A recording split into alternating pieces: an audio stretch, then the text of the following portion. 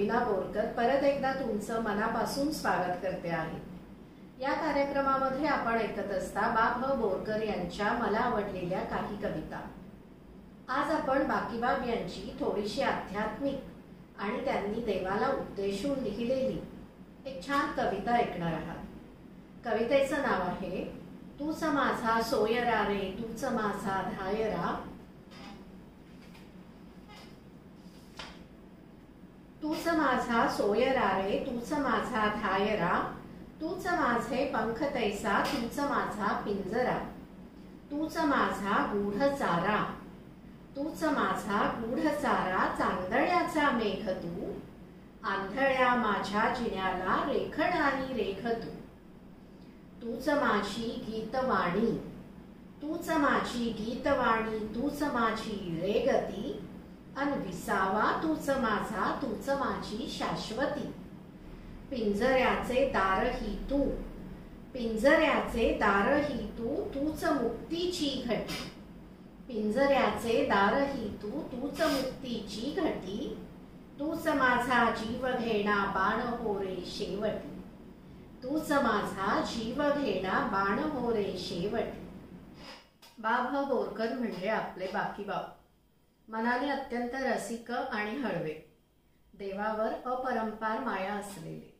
त्यांच्या अनेक कवितांमधून त्यांची ही देवावरची असलेली श्रद्धा आपल्याला दिसून येते। प्रस्तुत कवितेमध्ये ते देवाला उद्देशून म्हणत आहेत, हे देवा तूच माझा सोयरा रे तूच माझा धायरा, तूच माझे पंख तैसा तूच माझा पिंजरा। हे देवा या जगात मी आलो, हे जीवन जगलो, जगताना अनेक आनंदाचे क्षण आले, तसेच दुःखाचेही क्षण आले। आनंद उपभोगला, दुःख भोगलं, हे सारं करत असताना नातेसंबंधात गुंतलो, प्रेमाच्या बंधात अडकलो, जनरीतीप्रमाणे वागलो आणि प्रारब्धाप्रमाणे कर्म करत राहिलो। हे सगळं जरी खरं असलं तरी सुद्धा हे सगळं अनुभवून वयाच्या आता अशा टप्प्यावर मी येऊन पोचलेलो आहे की ते आनंद, ते हर्ष, ते दुःख, ते उल्हास हे सारं निरर्थक आहे असं मला जाणवायला लागलेलं आहे। हे देवा ते हर्ष आणि उल्हास किंवा ते दुःख भोगत असताना मला एक गोष्ट लक्षात आली आहे की मी कधीच एकटा नव्हतो। प्रत्येक वेळी तू माझी सोबत करत होतास, तू माझा आधार बनत होतास आणि तू माझा सोबती होतास। तूच माझा सोयरा रे तूच माझा धायरा, तूच माझे पंख तैसा तूच माझा पिंजरा। तूच माझे पंख म्हणजे हे देवा हे जीवन जगताना तूच मला बळ पुरवत होतास, सुख दुःख अनुभवताना तूच माझी ताकद होतास, सुख आणि दुःखाच्या प्रसंगातून जाताना तूच मला आधार देत होतास आणि तूच मला पुढे पुढे जाण्याचं बळ पुरवत होतास। तूच माझा पिंजरा। बोरकर मिश्किलपणाने देवाला सांगता आहे की तू माझा आधार होतास, तू मला बळ पुरवत होतास, हे जीवन जगताना तू मला सोबत करत होतास, पण देवा हे जीवन, या जीवनाच्या पिंजऱ्यामध्ये तूच तर मला अडकवलेलं होतंस। हे जीवन जगताना त्यातल्या बऱ्या वाईट प्रसंगामधून मी जात असताना जरी तू मला आत्मिक बळ पुरवत असलास तरी सुद्धा या जन्म मरणाच्या फेऱ्यामध्ये म्हणजेच या पिंजऱ्यामध्ये तूच तर मला अडकवलेलं होतंस। पुढे बाकीबाब देवाला सांगता आहेत, तूच माझा गूढ चारा, चांदण्याचा मेघ तू, आंधळ्या माझ्या जिन्याला रेखणारी रेख तू। बोरकर देवाला सांगता आहेत, तूच माझा गूढ चारा। गूढ चारा म्हणजे हे देवा तूच माझ्या मनाच्या चैतन्याचे स्रोत आहेस, माझ्या आत्म्याचे बळ वाढवणाराही तूच आहेस। अनेक अनुभूतींमधून मी गेल्यानंतर जीवनाचं खरं आणि अचूक ज्ञान मला देणाराही तूच आहेस आणि माझ्या करवी निर्माण होणाऱ्या सुंदर आणि भव्य कलाकृतींची चेतनाही तूच आहेस। तूच माझा गूढ चारा, चांदण्याचा मेघ तू। बोरकरांनी देवाला चांदण्याच्या मेघाची उपमा दिली आहे। एखाद्या काळोख्या रात्री आकाशामध्ये काळ्या कुट्ट ढगांनी दाटी केल्यामुळे सारीकडे भयाण वाटत असतं, उदास वाटत असतं, उदासीन आणि नैराश्य सगळीकडे पसरलेलं आहे असं भासत असतं. आणि त्याच वेळी अचानक एखादा शुभ्रसा चांदण्याने भरलेला मेघ आकाशामध्ये हळुवारपणे येतो आणि सारीकडे प्रकाशमान आणि प्रसन्नता पसरवतो. त्याचप्रमाणे आयुष्यातील भीतीदायक प्रसंगामध्ये मन भयाने आणि दुःखाने खचून गेलेलं असताना, घाबरून गेलेलं असताना हे देवा तू चांदण्याचा मेघ बनून येतोस. म्हणजेच आमच्या आयुष्यामधील कठीण प्रसंगामध्ये देवा तू तुझ्या आमच्या बरोबर असण्याची एखादी सुंदरशी अनुभूती किंवा प्रचिती तू आम्हाला देऊन जातोस. आणि आम्हाला त्या प्रचितीमुळे, त्या अनुभूतीमुळे तू आमच्या बरोबर आहेस आणि दुःखामध्ये तू आमची सोबत करत आहेस हे सतत जाणवत राहत. तूच माझा गूढ चारा, चांदण्याचा मेघ तू, आंधळ्या माझ्या जिण्याला रेखणारी रेघ तू. बोरकर देवाला सांगताहेत की आंधळ्या माझ्या जिण्याला रेखणारी रेघ तू. हे देवा, आम्हा मानवांना आमच्या आयुष्यामध्ये पुढे काय घडणार आहे याचं ज्ञान कधीच नसतं. एखाद्या अंध व्यक्तीप्रमाणे आम्ही पुढे पुढे जात असतो. नियतीच्या मनात काय आहे आम्ही कधीच जाणू शकत नाही. पण त्याचबरोबर तू आमच्यासाठी जे काही ठरवलेलं आहेस पुढे ते आमच्यासाठी चांगलंच असणार या गोष्टीवर मात्र आमचा ठाम विश्वास असतो. आमच्या आयुष्यातली प्रत्येक गोष्ट तुझ्या इच्छेनेच होत असते या गोष्टींवर आमची पूर्ण श्रद्धा असते. आमच्या आयुष्यातलं सर्व काही तूच तर घडवत असतोस यावर आमचा विश्वास असतो. आंधळ्या माझ्या जिण्याला रेखणारी रेघ तू.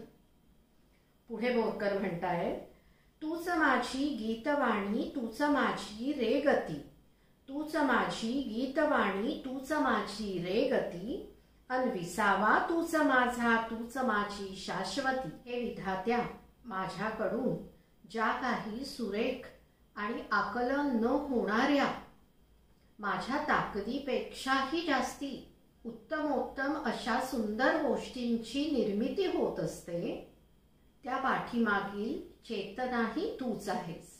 अशा या सुंदर गोष्टी माझ्या माध्यमातून तूच तर लोकांपर्यंत पोचवत असतोस.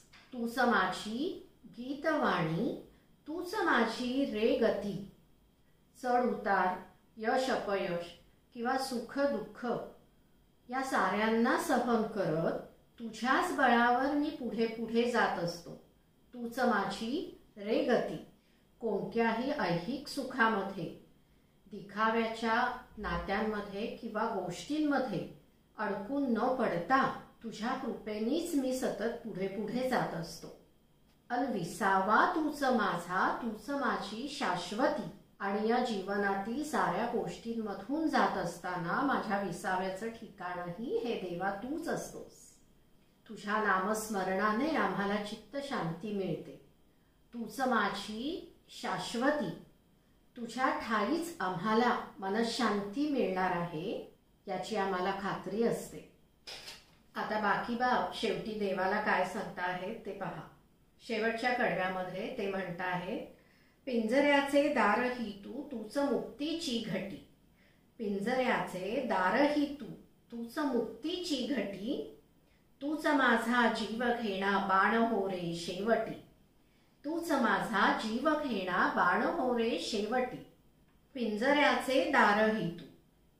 हे देवा, मला जन्ममरणाच्या फेऱ्यामध्ये अडकवणाराही तूच आहेस. पण माझ्या कर्माची धार बोथट करण्यासाठीच हे तू सगळं करत असतोस हे मला माहीत आहे. मला या जन्ममृत्यूच्या फेऱ्यात म्हणजेच पिंजऱ्यात तू अडकवतोस ते माझे कर्मभोग संपून मला मोक्ष मिळावा यासाठीच. तूच मुक्तीची घटी. त्यामुळे मला जन्ममरणाच्या फेऱ्यामध्ये परत परत अडकवणारा तूच असलास तरीही त्यामुळेच तर माझे कर्मभोग संपतात आणि मला मुक्ती मिळते, मोक्ष मिळतो. आता अतिशय वेधक अशी ही शेवटची ओळ ऐका. पिंजऱ्याचे दारही तू, तूच मुक्तीची घटी. शेवटची ओळ आहे, तूच माझा जीव घेणा, बाण हो रे शेवटी. अतिशय सुंदर अर्थ दडलेली ही ओळ आहे. तूच माझा जीव घेणा, बाण हो रे शेवटी. हे देवा, हे विधात्या, हे माझ्या निर्माण करत्या, आता तुला माझी मनापासनं एकच प्रार्थना आहे. हे जीवनभर तू मला सावरत, सांभाळत आणि सोबत करत राहिलास. उत्तमोत्तम, उदात्त आणि उत्कृष्ट बनवत राहिलास.